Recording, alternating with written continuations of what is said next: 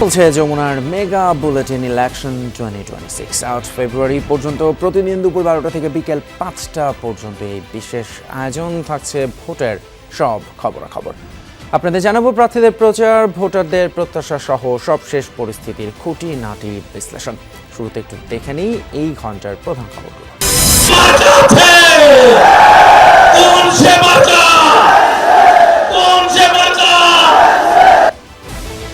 শুধু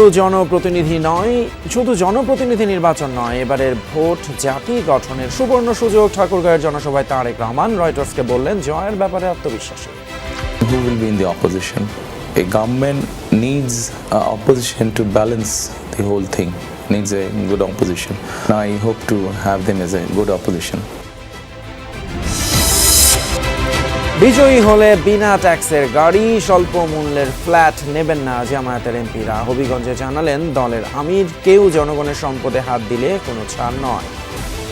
তৌফিক তাকে ট্যাক্স দিয়ে গাড়ি কিনবো না, তাকে রিক্সা চড়বো, এটাও যদি না তাকে পায়ে আনবো, কিন্তু জনগণের তহবিলের অপব্যবহার করবো না। ছোটের দিন সারা দেশে জমজমাট প্রচারণায় প্রার্থীরা চষে বেড়াচ্ছেন একের পর এক এলাকায়, স্থানীয় সমস্যা সমাধানে দিচ্ছেন নানা প্রতিশ্রুতি। শৃঙ্খলা রক্ষায় ধৈর্যের সাথে বিক্ষোভকারীদের নিবৃত্ত করেছে পুলিশ। দাবি ডিএমপি নির্বাচনের আগে শান্তি শৃঙ্খলা নষ্ট না করার আহ্বান। অত্যন্ত ধৈর্য এবং সহনশীলতার সাথে পরিস্থিতি মোকাবেলা করেছি। সামনে নির্বাচন উপলক্ষে যে ধৈর্য এবং সহনশীলতার পরিচয় দেবেন। শিরোনামগুলো দেখলাম, আপনাদের আরও একবার স্বাগত জানাচ্ছি। আমি ফয়সাল তিতুমির। এবারে জানাবো পুরো খবর। ক্ষমতার উৎস এই দেশের জনগণ, তাই বারবার বিএনপি জনগণের কাছেই ছুটে যায় বলে মন্তব্য করেছেন বিএনপি চেয়ারম্যান তারেক রহমান। বলেন, নিরাপদ বাংলাদেশ গড়তে চাইলে ধানের শীষে ভোট দিতে হবে। ঠাকুরগাঁও সরকারি বালক উচ্চ বিদ্যালয় মাঠে নির্বাচনী জনসভায় এসব কথা বলেন তিনি। তারেক রহমান বলেন, জনগণের হারিয়ে যাওয়া অধিকার ভোগ করার সময় এসেছে।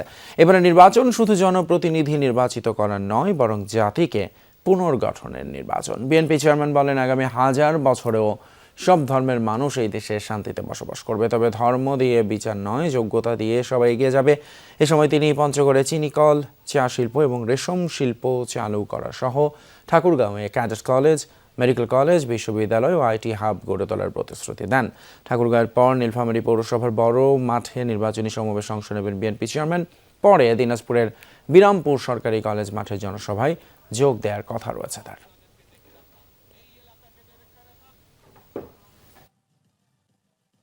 জনগণই সকল ক্ষমতার উৎস, এবং যেহেতু আমরা বিশ্বাস করি জনগণই সকল ক্ষমতার উৎস, সেই জন্য আমরা জনগণের সামনে এসে দাঁড়িয়েছি।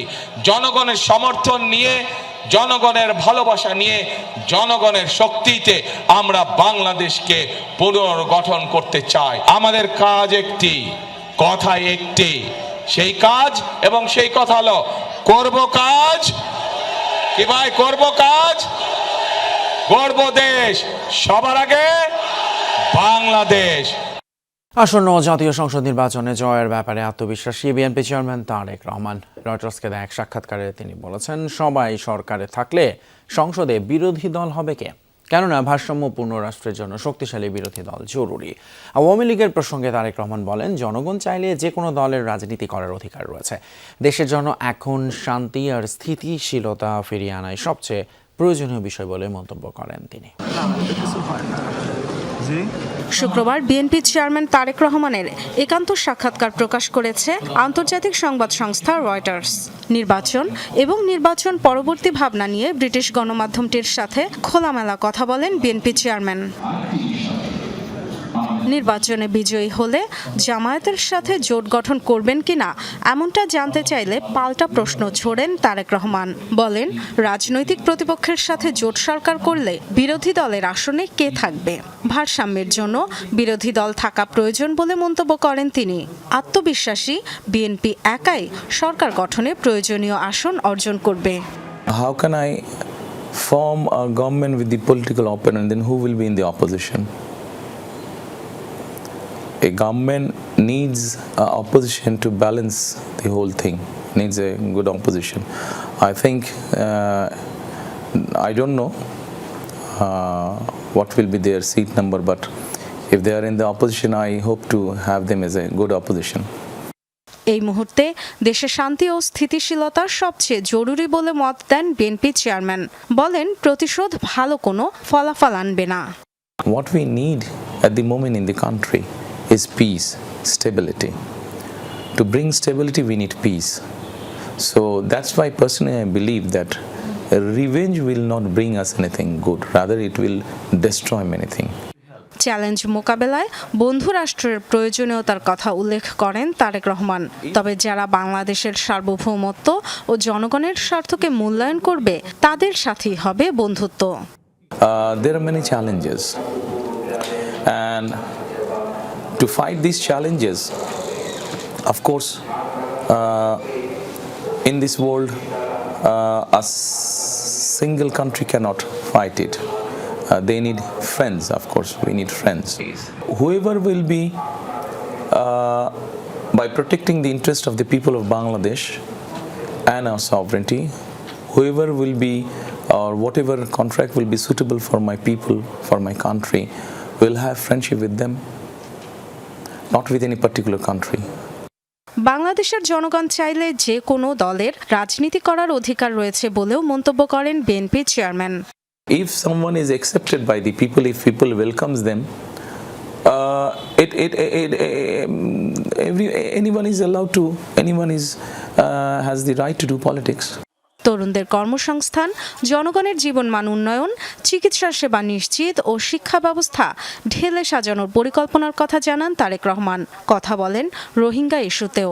জানান, রোহিঙ্গাদের দেশে ফেরত পাঠাতে ব্যবস্থা নেবেন, তবে যতদিন নিরাপত্তা নিশ্চিত না হবে আশ্রয় দেয়া হবে তাদের। These people can go back to their own land, but of course the priority is that the situation has to be safe for them to go back there. As long as it is not safe, they are very welcome to stay here. Thank you. Dorothy Tasrin, Jamuna news. বিনা ট্যাক্সের গাড়ি আর স্বল্প মূল্যের flat নেবেন না জামায়াতের এমপিরা, জানিয়েছেন দলের আমির ডক্টর শফিকুর রহমান। হবিগঞ্জ জেলা শহরের ঐতিহাসিক নিউফিল্ড মাঠে আয়োজিত নির্বাচনী জনসভায় এই কথা জানান তিনি। বলেন, জামায়াত ক্ষমতায় আসলে নির্বাচিত জনপ্রতিনিধি সহ তাদের পরিবারের আয় ব্যয়ের হিসেব প্রকাশ করা হবে। দেশকে দুর্নীতি এবং চাঁদাবাজ মুক্ত করার অঙ্গীকার করেন ডক্টর শফিকুর। বলেন, কেউ চাঁদা নিতে আসলে হাত ভেঙে দেওয়া হবে। সন্ত্রাস এবং দুর্নীতিতে দেশ ছেয়ে গেছে বলেও মন্তব্য করেন জামায়াত আমির। বলেন, নির্বাচন আসলে নানা প্রতিশ্রুতি দেন প্রার্থীরা, কিন্তু নির্বাচন হয়ে গেলে তারা সেসব প্রতিশ্রুতি ভুলে যান। সবাইকে বহু সুযোগ দিয়েছেন, দফায় দফায় আপনারা জানার পরীক্ষা নেওয়ার সুযোগ পেয়েছেন। একবার আমাদেরকে পরীক্ষা করুন, আমরা আপনাদের আমানতের পাহারাদার হব, চৌকিদার হব, সম্পদ ইজ্জত জীবনের পাহারাদার হব, এ দেশের মালিক হব না, ইনশাল্লাহ আমরা সেবক হব। আপনারা যদি এই আমানত আমাদেরকে দিয়ে উপহার দিয়ে সাহায্য করেন, আমরা ইনশাল্লাহ আপনাদের আস্থার প্রতিদান দেওয়ার জন্য আমরা অঙ্গীকারবদ্ধ। এরপর মৌলভীবাজারের কোলাউড়ার নবীন চন্দ্র উচ্চ বিদ্যালয় মাঠে নির্বাচনী জনসভায় যোগ দেন জামায়াত আমির। সেখানে বলেন, ক্ষমতায় গেলে কর্মসংস্থান সহ বিভিন্ন ক্ষেত্রে নারীদের নিরাপত্তা নিশ্চিত করা হবে। এছাড়া এমন বাংলাদেশ গড়ে তোলা হবে যেখানে সব মানুষ আইনের চোখে সমান থাকবে। এরপর দিনের শেষ কর্মসূচি হিসেবে জামায়াত আমির যাবেন সিলেট শহরের ঐতিহাসিক আলিয়া মাদ্রাসা মাঠে। এর মধ্যে আমিরের আগমন ঘিরে সেখানে জোরদার করা হয়েছে নিরাপত্তা ব্যবস্থা। আমরা একটু যেতে চাই সিলেট শহরের ঐতিহাসিক আলিয়া মাদ্রাসা মাঠে, যেখানে নির্বাচনী জনসভায় অংশ নেবেন জামায়াতের আমির ডক্টর শফিকুর রহমান। সমাবেশ স্থল থেকে এই মুহূর্তে যুক্ত হচ্ছেন সহকর্মী নাবিল হোসেন। নাবিল, ডক্টর শফিকুর রহমান কখন নাগাদ এখানে পৌঁছাবেন বা বক্তব্য রাখবেন এবং সেখানে সার্বিক উপস্থিতি কেমন নেতাকর্মীদের, বিস্তারিত জানাবেন। ফয়সাল, আমরা এখন পর্যন্ত যেটি জানতে পেরেছি, বিকেল 3টার পর তিনি মূলত এই আলিয়া মাদ্রাসা মাঠে এসে পৌঁছাবেন। এর আগে দুপুর 2টা থেকে আলিয়া মাদ্রাসা মাঠের জামায়াত ইসলামীর যে সমাবেশ, এই নির্বাচনী জনসভা শুরু হবে। ইতিমধ্যে ধীরে ধীরে যারা নেতাকর্মীরা তারা এই মাঠে আসতে শুরু করেছেন। এখন আসলে এই মাঠেই জোহরের নামাজ আদায় করবেন যেসব নেতাকর্মীরা ইতিমধ্যে মাঠে এসে পৌঁছেছেন। এছাড়া অনেক নেতাকর্মী তারা আসলে নগরীর বিভিন্ন জায়গায় জড়ো হচ্ছেন, যেখান থেকে মিছিল সহকারে তারা এই মাঠে এসে উপস্থিত হবেন। এবং আমরা আরেকটি বিষয় জানিয়ে রাখি যে হেলিকপ্টার যুগে আমির ডক্টর শফিক রহমান তিনি সিলেট এসে পৌঁছাবেন এবং পরবর্তীতে এই মাঠে এসে পৌঁছাবেন। এবং জামায়াতের নেতৃবৃন্দ যেটি বলছেন যে অতীতের জামায়াত ইসলামীর যে সমাবেশগুলো হয়েছে সিলেটে সেগুলোর সব রেকর্ড ছাপিয়ে আজকের এই আলিয়া মাদ্রাসা মাঠ জামায়াত ইসলামী নেতাকর্মীরা আসলে একটি মাইল ফলক কিংবা একটি ইতিহাস সৃষ্টি করবেন সেই কথাগুলো বলছেন। এবং আসলে তারা অন্যান্য যে কর্মসূচি কিংবা অন্যান্য যে তাদের নির্বাচনী যেসব আসলে প্রতিশ্রুতি সেই প্রতিশ্রুতিগুলো আসলে তারা এখানে জামায়াত আমির দিবেন এবং সিলেটবাসীর জন্য বিশেষ অনেকগুলোই প্রতিশ্রুতি থাকবে। সেই কথাগুলো সেই বিষয়গুলো আমরা বারবারই জামায়াত ইসলামী যারা নেতাকর্মী তাদের কাছ থেকে শুনেছিলাম। আমরা জানি যে দুপুর 2টায় শুরু হবে সমাবেশ এবং এই যে সমাবেশ এই জামায়াত ইসলামী সিলেট জেলা এবং মহানগরের উদ্যোগে হচ্ছে। এবং এই সমাবেশে সিলেটের যে 6টি যে সংসদীয় আসন সেই সংসদীয় আসন থেকে যারা নেতাকর্মীরা তারা এখানে এসে পৌঁছাবেন। পাশাপাশি সুনামগঞ্জের যারা নেতাকর্মীরা তারাও এখানে আসবেন। দুপুর 2টার পর মূলত সমাবেশ শুরু হবে, ফলে তখনই আসলে বুঝে যাবে যে কত লোক জামায়াতের কত কর্মী এখানে উপস্থিত হন। ফয়সাল। অসংখ্য ধন্যবাদ নাবিল হোসেন সিলেট থেকে জানাচ্ছিলেন জামায়াতের নির্বাচনী জনসভার সর্বশেষ খবরাখবর। এদিকে নির্বাচনী প্রচারণা শেষ হওয়ার সময় যত ঘনিয়ে আসছে ততই বাড়ছে প্রার্থীদের দৌড়ঝাঁপ। সকাল থেকে কর্মী সমর্থকদের নিয়ে ভোটারদের কাছে যাচ্ছেন প্রার্থীরা। এলাকার উন্নয়নের পাশাপাশি দিচ্ছেন নানা প্রতিশ্রুতি। দলীয় প্রার্থীদের পাশাপাশি নিজ নিজ নির্বাচনী এলাকা চষে বেড়াচ্ছেন স্বতন্ত্র প্রার্থীরাও। আগামীর পরিকল্পনা তুলে ধরে ভোটারদের সমর্থন আদায়ের চেষ্টা করছেন তারা। কোথাও কোথাও সংঘর্ষ আর পাল্টাপাল্টি অভিযোগ ছড়াচ্ছে উত্তাপ। ভোটারদের প্রত্যাশার শান্তিপূর্ণ পরিবেশে সুষ্ঠু নির্বাচন। এদিকে আইনশৃঙ্খলা পরিস্থিতি স্বাভাবিক রাখতে সারা দেশে জোরদার করা হয়েছে নিরাপত্তা ব্যবস্থা। এই মুহূর্তে নির্বাচনের সবশেষ খবর জানবো বগুড়া থেকে। আমাদের সহকর্মী মেহরুল সুজন আছেন সেখানে এবং একটু জানাতে চাই যে আসনটি নিয়ে কথা বলবো। কাহালু নন্দীগ্রাম, সেখানে আসলে আমারও বেড়ে ওঠা এবং এখানকার দুর্বল যোগাযোগ ব্যবস্থা এবং কর্মসংস্থানের অভাব এই জনপদে আসলে দীর্ঘদিন ধরেই।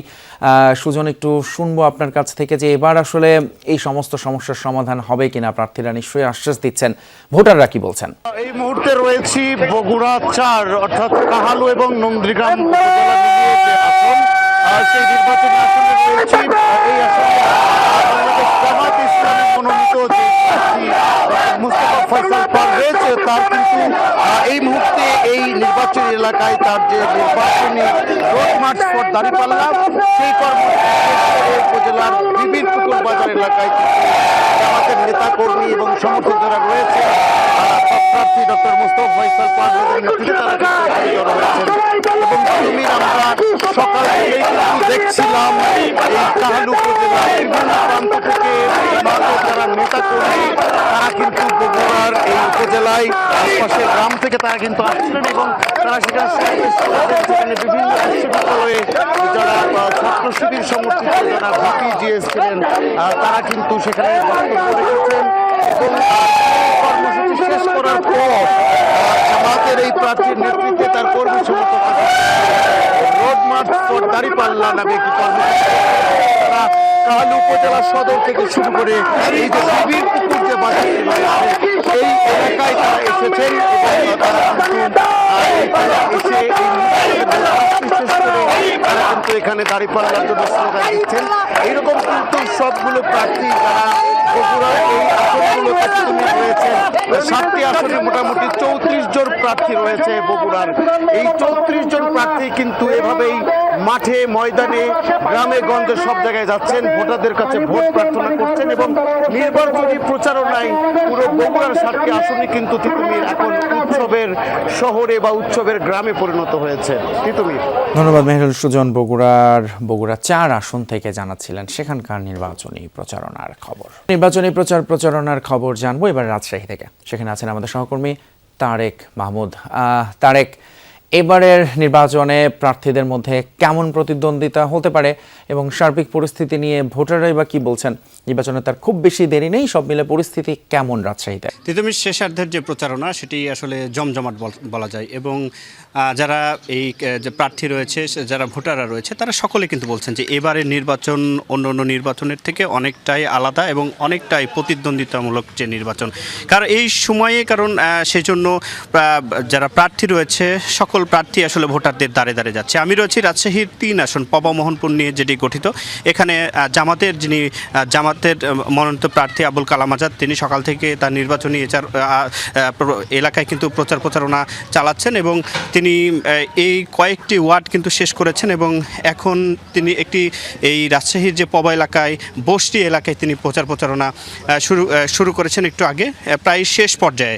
এবং সেখানে এসে আমি যতটুকু দেখতে পাচ্ছি যে তিনি একদমই এখানকার যে তৃণমূল মানুষ রয়েছে, গ্রামের যে প্রান্তিক পর্যায়ের যে মানুষজন রয়েছে তাদের কাছে যাওয়ার চেষ্টা করছেন।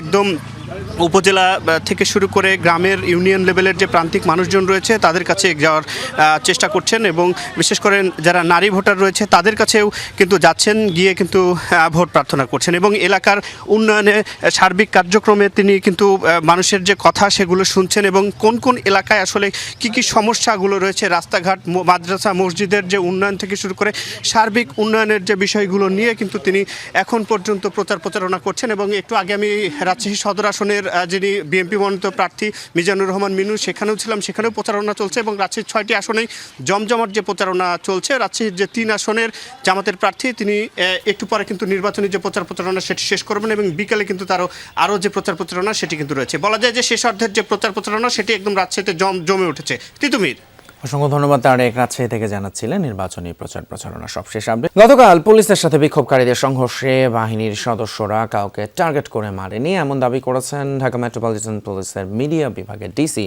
তালেবুর রহমান। সকালে প্রেস ব্রিফিংয়ে তিনি বলেন, পুলিশ বিক্ষোভকারীদের নিবৃত করতে ধৈর্যের সাথে পরিস্থিতি মোকাবেলা করেছে। সাংবাদিক পেটানোর ঘটনা অনিচ্ছাকৃত বলেও দাবি করেন তালেবুর রহমান।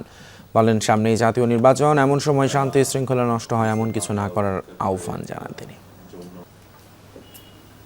আপনারা দেখেছেন গতকাল আমরা অত্যন্ত ধৈর্য এবং সহনশীলতার সাথে পরিস্থিতি মোকাবেলা করেছি এবং আশা করি যারা ওই কাজগুলো করছেন তাদের শুভবুদ্ধির উদয় হবে এবং সামনে নির্বাচন উপলক্ষে যে ধৈর্য এবং সহনশীলতার পরিচয় দেবেন। তারপরও এরকম ভিড়ের মধ্যে দুই একটা বিচ্ছিন্ন ঘটনা ঘটতেই পারে এবং আমরা চেষ্টা করেছি যতটা সম্ভব কম বল প্রয়োগ করে পরিস্থিতি নিয়ন্ত্রণ রাখার জন্য। যারা আবারও নির্বাচনী প্রচারণার খবর, এই মুহূর্তে রাজধানীর গোপীবাগ মতিঝিল এলাকা থেকে যোগ দিচ্ছেন সহকর্মী রাশেদ নিজাম, তার কাছেই যাচ্ছি। রাশেদ, কেমন দেখছেন প্রার্থীদের গণসংযোগ প্রচার আজকে এবং ভোটাররা কি বলছেন? ফয়সাল, আমি সকাল থেকে ঢাকা 8 এবং 9-এর বেশ কিছু এলাকায় গিয়েছি। সকালে আমাদের প্রথম দেখা হয়েছে তাসনিম জারার সাথে, যিনি ঢাকা 9-এর নির্বাচন করছেন স্বতন্ত্র হিসেবে। তিনি বেশ কিছু এলাকায় প্রচার করছেন এবং আমি এই মুহূর্তে দেখাতে চাই যেখানে আমি আছি সেটি ঢাকার গোপীবাগে যে সাদেক হোসেন খোকা কমিউনিটি সেন্টার রয়েছে এখানে ঢাকা 8-এর যিনি বিএনপির মনোনীত প্রার্থী মির্জা আব্বাস, তার পক্ষ থেকে তার যে পোলিং এজেন্টরা দায়িত্ব পালন করবেন নির্বাচনে, তাদের জন্য একটি প্রশিক্ষণ কর্মশালার আয়োজন করা হচ্ছে এবং সেই ঢাকা 8-এর যে সমস্ত ওয়ার্ডগুলো রয়েছে সব ওয়ার্ডের পোলিং এজেন্টরা এখানে এসছেন এবং তাদেরকে বিভিন্ন বিষয়ে প্রশিক্ষণ দেওয়া হচ্ছে। এবং এর আরেকটু বলে নেই, ঢাকা 8-এর যিনি বিএনপি মনোনীত প্রার্থী তার ওখানেও আমরা কথা বলেছিলাম, তিনি ঢাকার অনুন্নত যে ওয়ার্ডগুলো তার আসনে সেখানে আজকে সকাল থেকে প্রচার চালাচ্ছেন।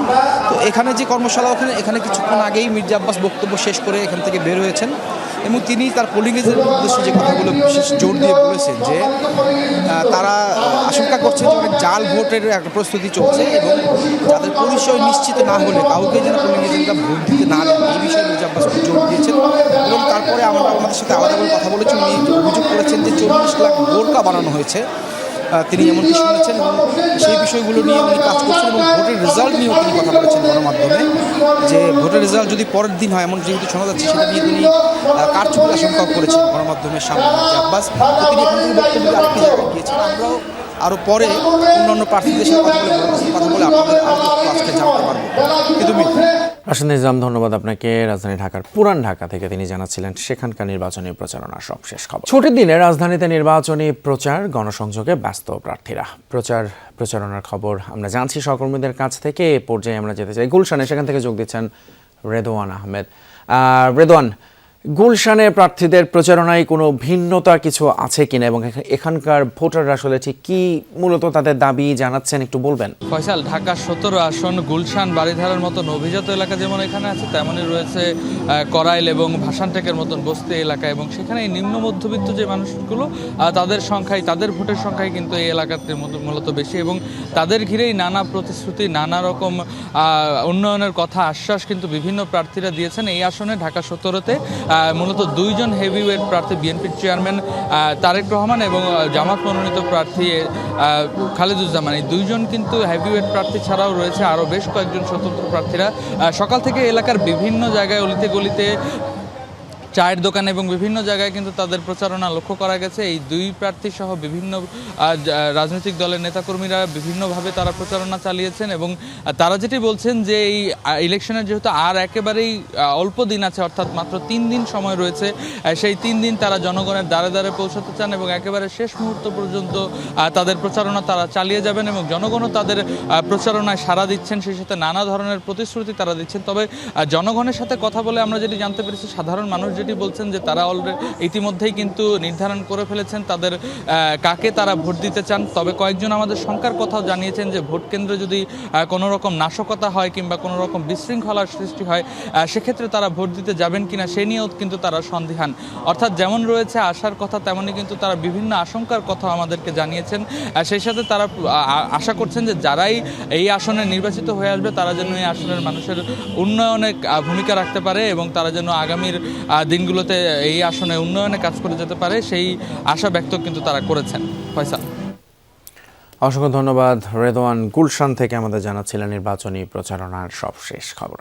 নজর দেব কুমিল্লা 4 আসনে, সেখানে ঋণ খেলাপির দায়ে প্রার্থিতা বাতিলের পর একই আসনের গণ অধিকার পরিষদ প্রার্থী জসিম উদ্দিনকে সমর্থন জানিয়ে নির্বাচনী বৈঠক করেছেন বিএনপি নেতা মঞ্জুরুল আহসান মুন্সি এবং তার সমর্থকরা। শুক্রবার রাতে মঞ্জুরুল আহসানের নিজ বাসভবনে বৈঠক অনুষ্ঠিত হয়। এ সময় সেখানে জেলা ও পৌর বিএনপির নেতাকর্মীরা উপস্থিত ছিলেন। তাদের উদ্দেশ্যে গণ অধিকার পরিষদের প্রার্থী জসিম উদ্দিনের ট্রাক মার্কার পক্ষে কাজ করার আহ্বান জানান মঞ্জু। সেই সাথে ভোটাররা যাতে কেন্দ্রে গিয়ে ভোট দিতে উৎসাহিত হয় সেই বিষয়েও নানা পরিকল্পনা গ্রহণ করা হয়। এই আসনে 11 দলীয় জোটের প্রার্থী হাসনাত আবদুল্লাহর সাথে প্রতিদ্বন্দ্বিতা করবেন জসিম উদ্দিন।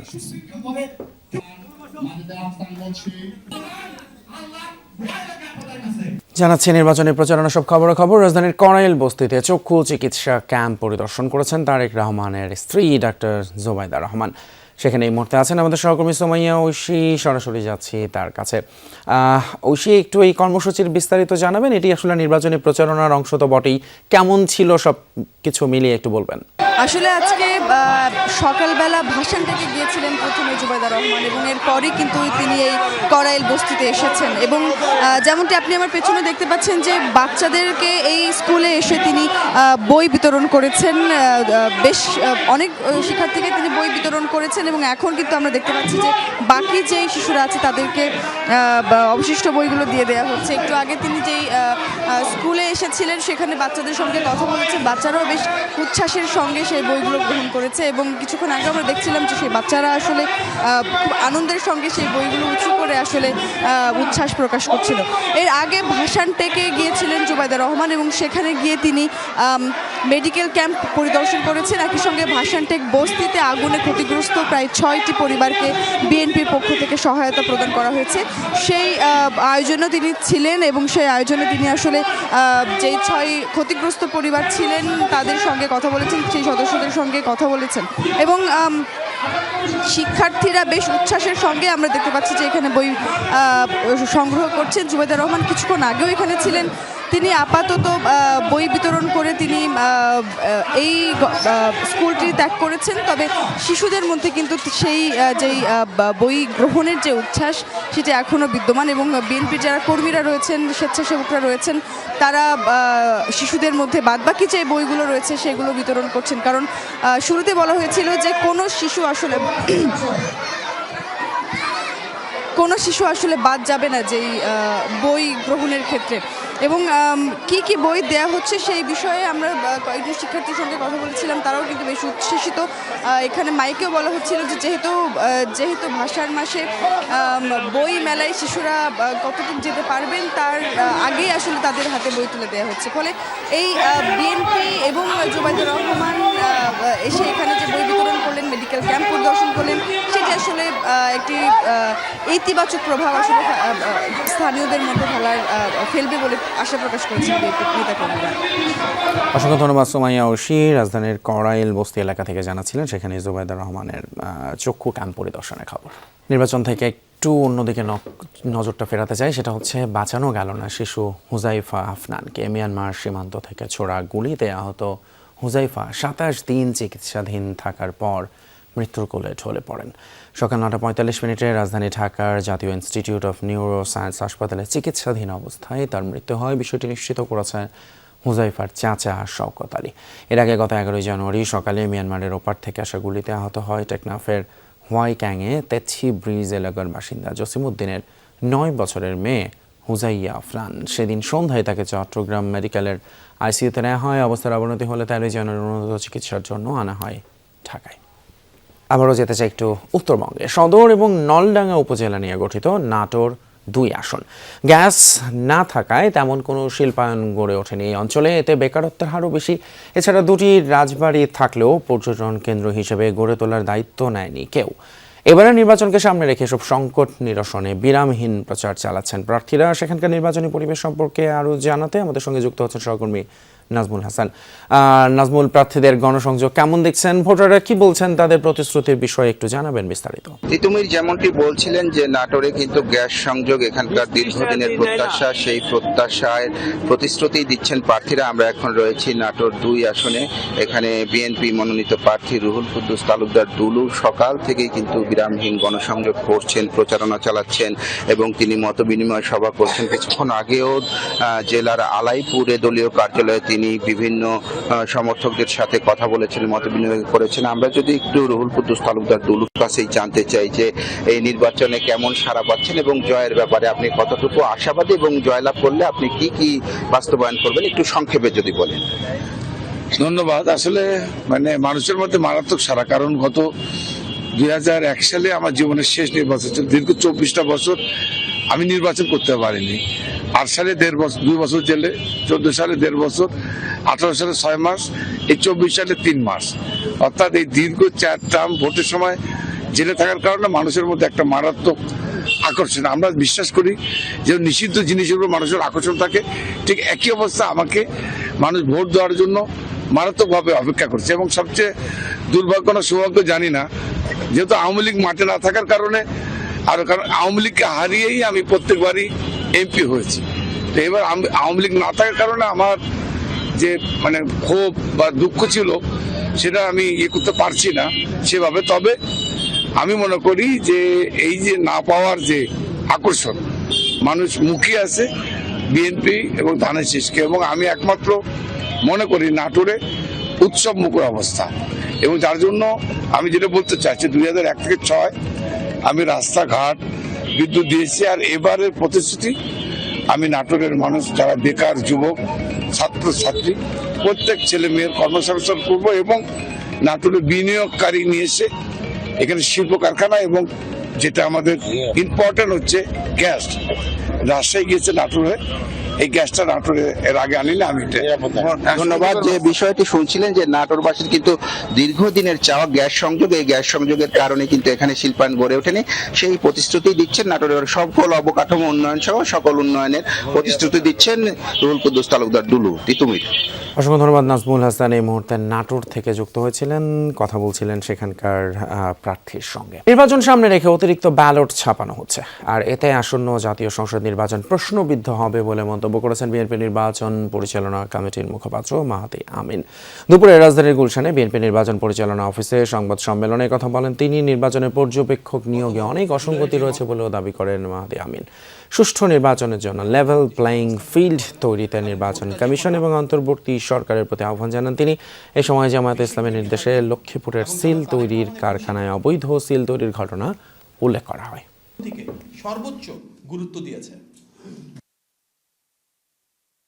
আমরা বিস্ময়ের সঙ্গে লক্ষ্য করেছি যে লক্ষ্মীপুরে ভোটে ব্যবহারের জন্য অবৈধ সিল উদ্ধারের ঘটনায় একটি প্রিন্টিং প্রেসের মালিক গ্রেফতার হয়ে আদালতে স্বীকারোক্তিমূলক জবানবন্দিতে বলেছেন যে জামাত ইসলামের একজন নেতার নির্দেশেই এসব সিল তৈরি করা হয়েছে। প্রতিটি দায়িত্বশীল রাজনৈতিক দলকে আমরা আহ্বান জানাবো যেন সবাই যার যার জায়গা থেকে কাজ করেন।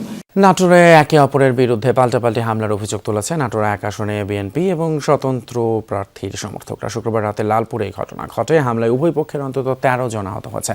নাটোর 1 আসনে স্বতন্ত্র প্রার্থী তাইফুল ইসলাম টিপু অভিযোগ করেন, রাতে কচুয়া বাজারে গণসংযোগ করছিলেন। এ সময় তাদের উপর একই আসনের ধানের শীষ প্রার্থীর সমর্থকরা অতর্কিত হামলা করে। ভাঙচুর করা হয় বেশ কয়েকটি মোটরসাইকেল।